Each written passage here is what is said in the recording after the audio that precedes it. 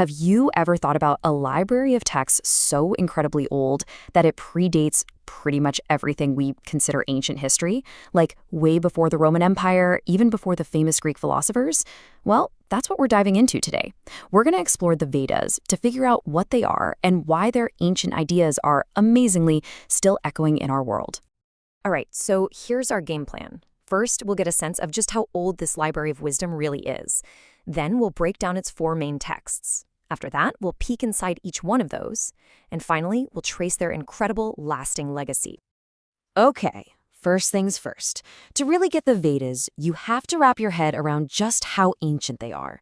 We're not talking about just some old books on a dusty shelf. We're talking about some of the earliest pillars of human thought ever recorded. So, to put this all into perspective, let me ask you a question. When you think of ancient scriptures, what kind of timeline pops into your head? More specifically, what do you think is the oldest scripture in Hinduism?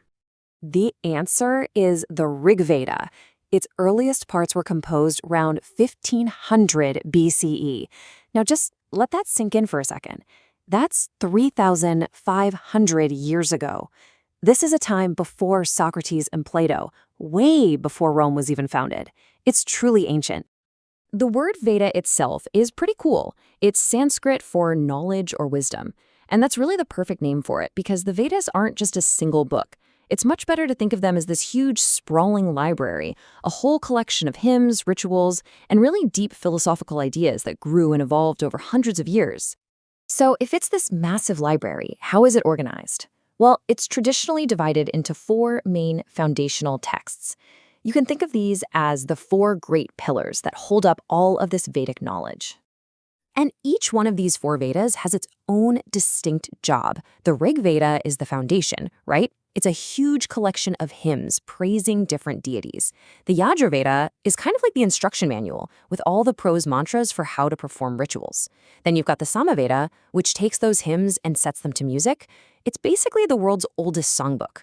And the Atharva Veda is maybe the most practical one. It's full of spells, incantations, and charms for everyday stuff, like healing and protection. But it gets even more complex, and honestly, even cooler. Within each of those 4 Vedas, there are another 4 distinct layers of text that were added over the centuries, with each new layer building on the ideas of the one before it. And in this progression, you can really see this incredible evolution of thought. It starts with the Samhitas, those are the core hymns, the raw material. Then the Brahmanas were added to explain all the rituals that went with them. After that came the Aryanakazas, or forest texts, which started to explore the deeper symbolic meaning behind those rituals. And it all leads up to the Upanishads, which just dive headfirst into the biggest philosophical questions about existence you can imagine.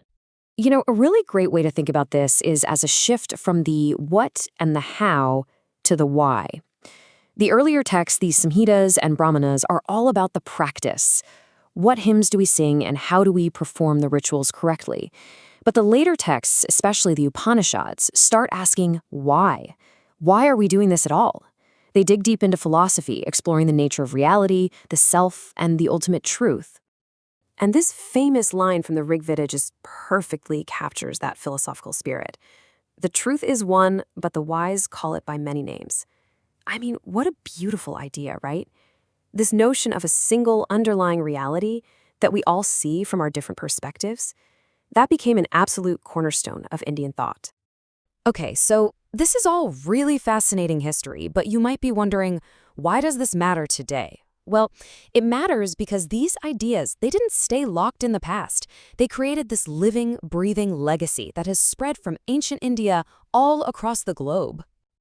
Now, it's no surprise that the Vedas are the absolute bedrock of Hinduism.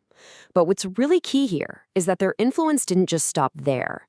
These core Vedic concepts were debated, they were adapted, and they were woven into the other major religions that emerged from India, like Buddhism and Jainism.